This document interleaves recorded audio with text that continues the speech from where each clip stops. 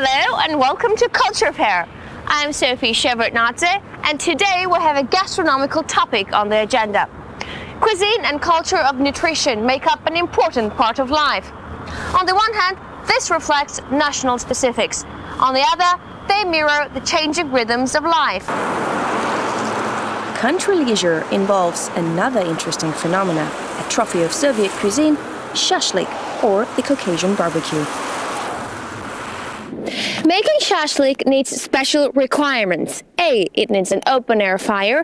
B. It needs a specially marinated meat. C. It actually needs a person who can make it. And here's Gabe. Hi. Hello, Gabriel. This is his dacha, and he's a specialist in making shashlik. Welcome. And you come from Santa Barbara, which is like the furthest place from Russia. How come That's right. You're a specialist in shashlik making? Well, it's a good question. I've been in Russia for almost 5 years now, and making shashliki on the weekend is such a big part of Russian life that if you don't want to feel left out, you kind of have to learn how to do it. Great. Where do we start?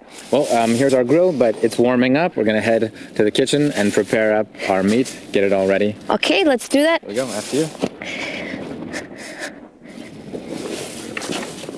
Come on in. All right, show us your mastery.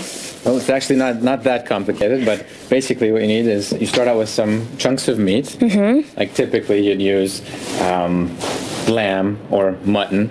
Okay. But a lot of Russians like to use beef or pork or even chicken sometimes. You know, by Caucasian beliefs, women aren't supposed to touch the meat because by touching it, they spoil it. But me, being the emancipated Caucasian that I am, I'm going to break the rules and I'm going to try to make them with you, Gabe. Sounds good. Shashlik is so popular that you can find meat already marinated, which is ready for grilling in any supermarket. And a wide variety of Caucasian traditional spices are also available. The basic idea is you want to get the chunk of mass of meat on there pretty good so that it's not dangling down and getting burnt by the fire. All right, let's try that. All right, I hope I'm not going to hurt myself. Yeah, watch out for your hand. All right, am I doing this right? Yeah. Oh, great. Good job. Great. Okay. Good. All right, so we'll just finish this one up.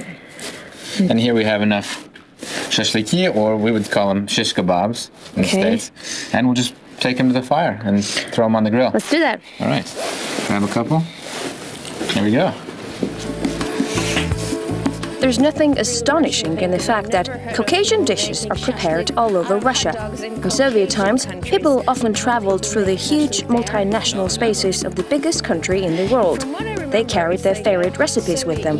Soviet cuisine was a hybrid of national dishes from across the USSR. Okay, so basically, once you have your meat on your skewers, you put them on what's called a mangala, which usually is a little, simpler version. It's just sort of a metal box with slots for the skewers.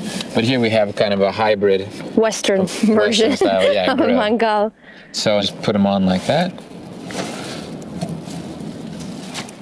So what happens is the grease from the meat cooking drips onto the coals and you get a flame going.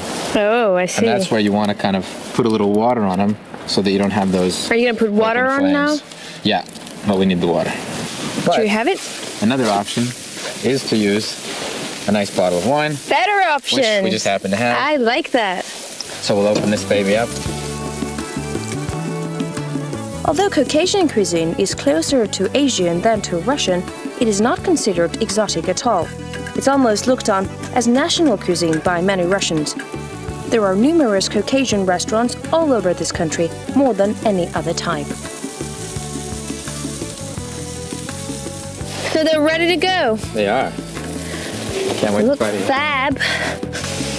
Woohoo!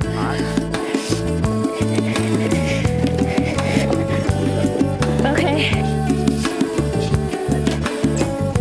Here we go.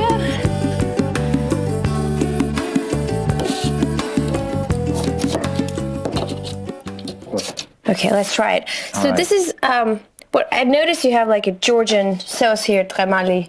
Right. And shashlik being the Caucasian dish, right? And then we have also the Armenian lavash. We can basically pretty much say that Russian cuisine is basically leftovers of the Soviet era cuisines, right? Basically, there were like 15 different republics, different cuisines, different cultures, and then it's like a fusion of all those cultures. Like they have borscht, which is Ukrainian, and they have, what else? Like plov, which is from Uzbekistan, and khachapuri, which is Georgian, and many more. Yeah, and that's, you know, so it's like a hybrid, right? Yeah, it's kind of fusion of Soviet republics cuisine. Still have a little wine left over from the grill. And it's not exactly room temperature, but I think it'll pass. All right, let's cheer to your mastery of shashlik making. Thank you.